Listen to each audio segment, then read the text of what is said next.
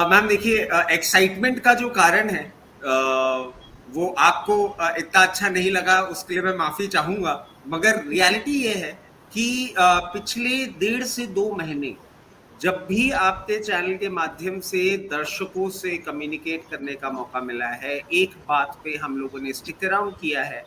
21,760 Nifty जब तक इसको ब्रीच करके 2 कंसेक्यूटिव डे क्लोजिंग नहीं करता है, तब तक बुलिश स्टैंस नहीं चेंज। आज का निफ्टी स्पॉट का प्लीज लो चेक करें, 21,777। आज आप इतनी टेंशन वाली सिचुएशन से बाहर निकले हैं और तब ये लो है। और आप इसको भी रिकलेक्ट करें, लास्ट टाइम जब हम लोग ऑड 22,500 550 लेवल्स पे भी बात कर रहे थे, स्टांस बुलिश था, ट्रेडर्स के लिए कॉशियस अप्रोच रखी थी, इन्वेस्टर्स को स्टैगर्ड बाइंग करने के लिए बोला गया। और आज कहीं ना कहीं सारी की सारी सिचुएशन आपको सामने दिख रही है कि क्यों बोला गया था और क्या था। अगर मैं ये बोल दूं कि हाँ साहब मुझे तो पता था ऐसा ऐसा होगा, तो नहीं, ऐसा नहीं है, क्योंकि ये किसी के कंट्रोल में नहीं है।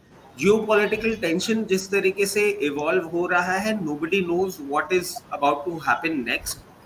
अभी जरूर एक क्लैरिटी आ गई है कि ईरान ने स्टेटमेंट दे दिया है कि हमारा एयर स्पेस खुल गया है and it was a drone intrusion and it was not a very serious attack. क्या हो रहा है नहीं हो रहा है, देखिए हम यहाँ बैठे हैं और हम सिर्फ एक स्टेटमेंट का और इन सब चीजों का इंतजार कर सकते हैं और समझ सकते हैं कि किस तरीके से ये चीजें इवॉल्व हो रही हैं। अगर हम ये बोलें कि क्या ये सीरियस सिचुएशन है, ऑफ कोर्स है। अगर हम क्या ये मान लें कि ये सिचुएशन के कारण मार्केट क्रैश कर जाएगा, वो मैं नहीं समझ सकता कि ऐसा कुछ होगा। क्योंकि आप रिकलेक्ट करें, जब रशिया यूक्रेन चालू हुआ था तब भी हम लोग कम्युनिकेट करते थे और बोलते थे अरे रशिया बहुत बड़ा है, यूक्रेन बहुत छोटा है, हार्डली एक फोर्टनाइट में सब खत्म हो जाएगा, ओवर द वीकेंड खत्म हो जाएगा, 1 महीने में खत्म हो जाएगा, 1 क्वार्टर में खत्म हो जाएगा, इस साल तो खत्म हो ही जाएगा।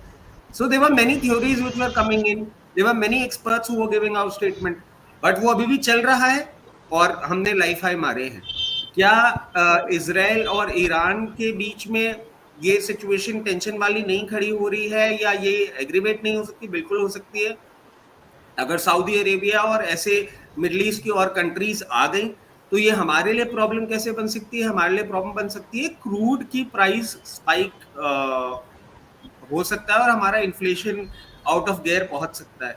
बट क्या ये अभी होता हुआ दिख रहा है? अभी at the very face of it मैं नहीं मानूंगा कि ऐसा कुछ होने वाला है या हो रहा है। इसके पीछे सबसे बड़ा कारण ये है कि हमारे सबके सबसे बड़े मार्केट जो अमेरिकन मार्केट है वो इन्फ्लेशन से अभी बहुत ज्यादा जूझ रहे हैं।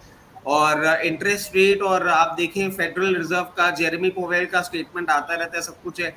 फ्रैंकली यूएस ने इस बार पहली बार अपना जो भी इंटरवेंशन किया है उसमें आके बोला है कि please don't fight, please don't एक्सकेलेट।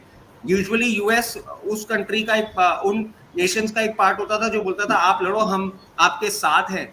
But US भी एक बैक स्टेप क्यों ले रहा है? क्योंकि यूएस को भी इस पर्टिकुलर सिचुएशन की ग्रेविटी समझ में आ रही है कि ये ग्लोबली इकोनॉमिक प्रॉब्लम कितनी बड़ी हो सकती है। तो आई थिंक बहुत ज्यादा एक्सकेलेट अभी होता हुआ नहीं दिख रहा है, हमारा लेवल मेंटेन हो गया है। तो डेफिनेटली आप एक वही जो शुरू से बोल रहे हैं, स्टैगर्ड मैनर में इन्वेस्टर अपनी अपॉर्चुनिटी खोजें।